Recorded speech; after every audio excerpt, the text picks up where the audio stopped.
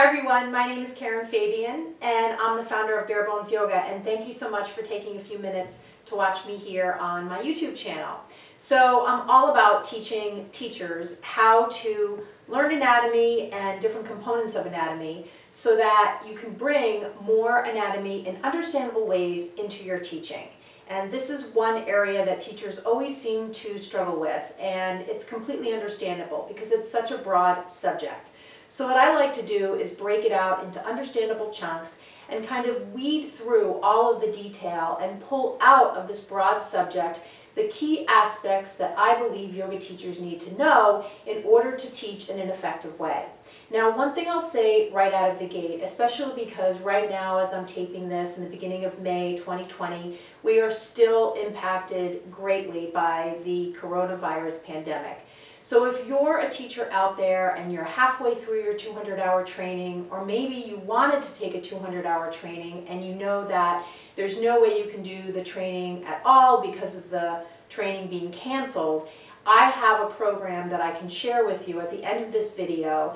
And this program is not just for teachers in that situation. It's also for teachers who know they have a learning gap around anatomy and they want to take a specific training to fill in that knowledge gap, rather than just spending their money on a general 200, 300, or 500-hour training. So I'm really excited to tell you about that program, so stay tuned till the end of this video and I'll share the details with you then. What I wanted to go over right now is the anatomy behind high to low push-up. Now this is a huge topic and we could probably spend about an hour or so on it, but I'm going to try to condense it into some of the key parts. So one thing I want you to think about in terms of the movement, and let me just talk you through it and some of the concepts I'm going to share as I go through the motion myself, is that most of your students are going to think of this movement as primarily a movement of the upper body. And they're going to really struggle to get not only the alignment, but the proper distribution of effort between their upper body, their mid body, and their lower body. And so oftentimes you'll see things like this, and you could see things like this. And you can imagine for your students, and you'll certainly experience this as a teacher, you'll feel a great deal of compassion for them because it does not look very comfortable. So what I want you to understand first is some of the muscles you'll want your students to use and some of the muscles you don't want them to use. So we know that shoulder musculature is definitely involved. One of the key muscles you're going to want your students to use is the serratus anterior.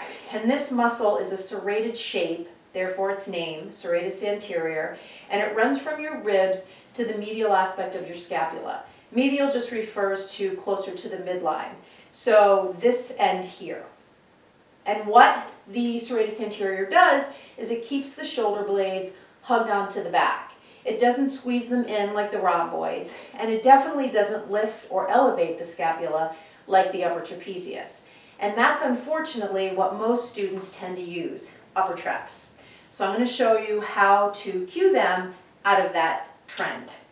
The other muscle that's really helpful to cue to is the transversus abdominis. And the name transversus abdominis tells you what you need to know about it. It runs transversely or around the abdomen, and it keeps integrity in the middle of the body. The other muscle to think about is the quadriceps.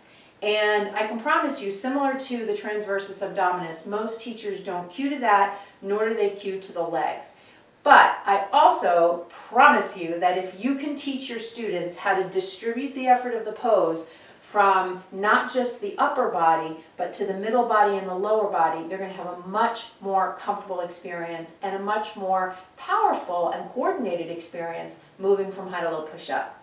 So the impact of the quadriceps are, of course, to straighten the legs or to extend the knees. And so if you have your students press back through their heels as they lower down, they start to recruit lower body musculature, again, to balance out the effort of the upper body. So let's see how that looks.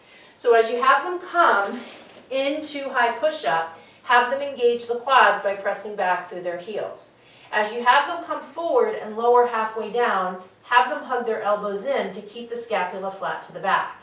And then as they come to upward facing dog, of course they'll flip their feet, and then downward dog. Another tip you can add is have them lift a foot in down dog and press back, and then do it in the other leg and press back. And then when you have them come into plank, have them press back. And then when you have them come into low push-up, have them press back. That will continue to reinforce for them this idea that they need to recruit some lower body musculature to balance out the effort that the upper body needs to take. Notice as I hug my elbows in, I'm calling on the serratus anterior to slightly abduct the scapula and keep them more onto the back, rather than letting the elbows wing out where the scapula elevate as a result of the impact of the upper trapezius and the levator scapula. So that's just a quick tip around moving from high to low push-up and some of the muscles involved. If this kind of thing is interesting to you and something that you want to bring more of into your teaching, as I said in the beginning, I've got a special program called the Blueprint Learning Program. And it's the first program on my path that I offer teachers to becoming certified in anatomy and teaching. The Blueprint Learning Program is a fully supported online learning program specifically on anatomy. What it is a multi-module course that you'll do, and you're supported with anytime email support from me, as well as group coaching calls with the other teachers that enroll in the program. So it's a lifelong resource that you'll always have, unlike all the in-person trainings you take, where you take the training, you get inspired, you go home, and then if you have any questions, who are you going to call? What are you going to look up? Where are you going to reconnect with any of the knowledge that you learned? You might have a manual, but that's really it. With this program, you always have access to the videos, the images, the content in the course. I'm always adding to the course, and once you're in the program, you can always jump on any of the coaching calls, even when your particular enrollment phase is done. When you graduate from the Blueprint Learning Program, you'll be listed on my website as a graduate, and then if you wish, you can apply for my mentorship program, which is the next step in my certification path. That's a 6-month, fully supported, one-on-one mentorship program with monthly coaching calls, teaching practice calls, and assignments and learning experiences throughout each month to engage you in a higher level of learning around anatomy and also help you grow your business plan and different aspects of personal development, which I know are huge for teachers. Many teachers go through a lot of trainings and never have the courage to step in front of a class or have other things that get in the way of them feeling they're most comfortable and authentic when they teach.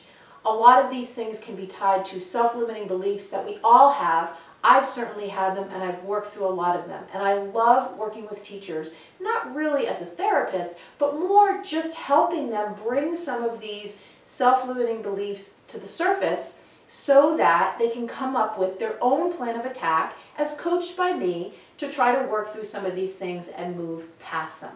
I promise you this multi-layered approach will help you move into your most authentic, purpose-driven, powerful teaching self. And that is absolutely what I know from working with teachers they want to experience. So the best thing to do, and once you're done, just to wrap that up, once you're done with the mentorship program, you are fully certified by me in anatomy and teaching.